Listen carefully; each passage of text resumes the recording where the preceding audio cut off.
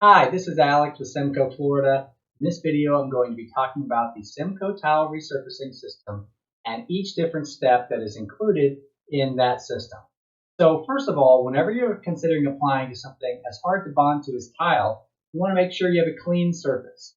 Things to consider are going to be efflorescence on tile, which is basically calcium deposits and magnesium, grease, which you might see in, say, a commercial kitchen or even in a regular kitchen, and then of course just general dirt and other debris that's going to get in that tile, that's going to get in the grout, and it's going to impede the bond when you're applying the surfacing system. So Semco makes 3 different cleaners to address this, and they're used in a systematic approach to make sure that not only is that surface efflorescence, grease, and contaminant free, but also pH neutral, which is going to promote bonding to the maximum amount. So once that surface is clean and dry and pH neutral, you're going to be rolling a primer and then applying the scratch coat.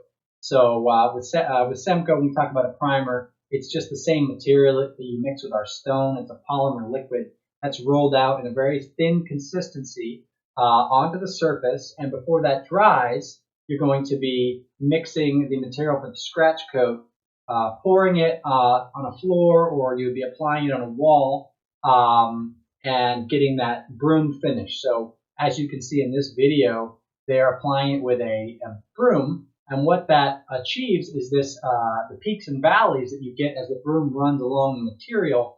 That's going to promote the bond to the substrate and create that link between the substrate and the subsequent coats of Semco that are going on top of it.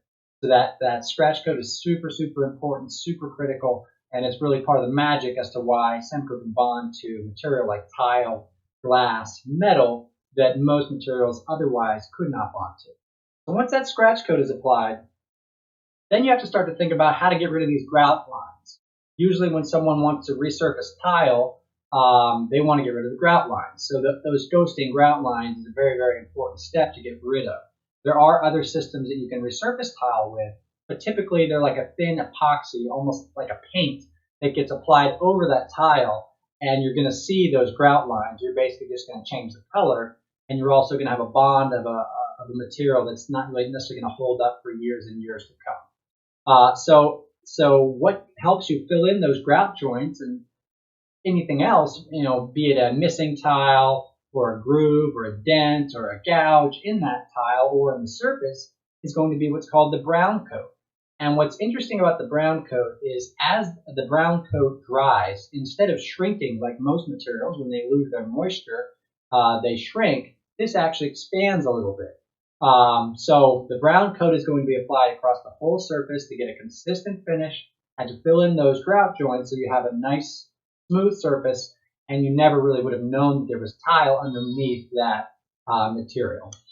So after the brown coat is when you start to get into your finishing steps. So there's a variety of different finishing options with Semco that I explore in some other videos.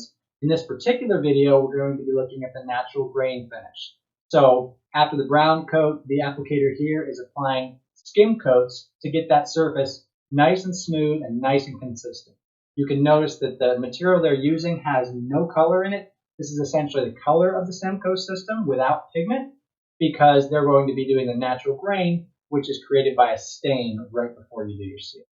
So they're going to be getting it nice and smooth. You can see in this video here, after they've done the skim coats, they're going to be sanding it with a number of sanding steps just to get that surface super smooth.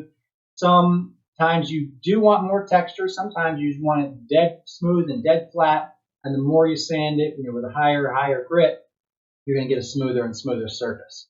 So once that surface is sanded and the shape is totally the way they want it, then they're going to be applying a pre-stain, a colorless pre-stain, which is going to be covering the surface. And on top of that colorless pre-stain, they're going to be applying the colored pre-stain.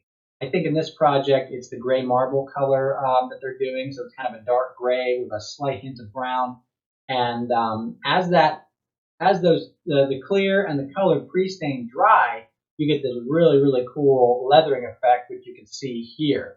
So when you look at a close-up, it looks like the two colors separated, and you have this awesome finish that's uniform, seamless, but super nice and expensive looking. Following the pre-stain and colored pre-stain, we're going to be applying a sealer on top of the surface to protect it. This could be one of a number of different sealers, but the idea is to lock in that color and to protect that floor surface so that for years and years to come, if any, the only maintenance will be a regular cleaning, and then say every 5 to 10 years they might be sanding down that sealer a little bit and applying more sealer on top of it.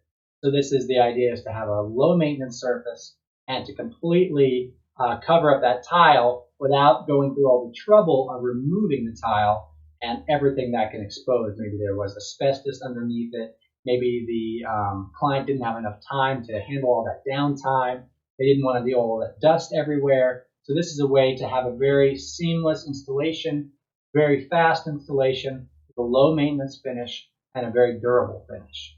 So thanks for listening. If you like this video, please subscribe, and we'd love to hear your comments below.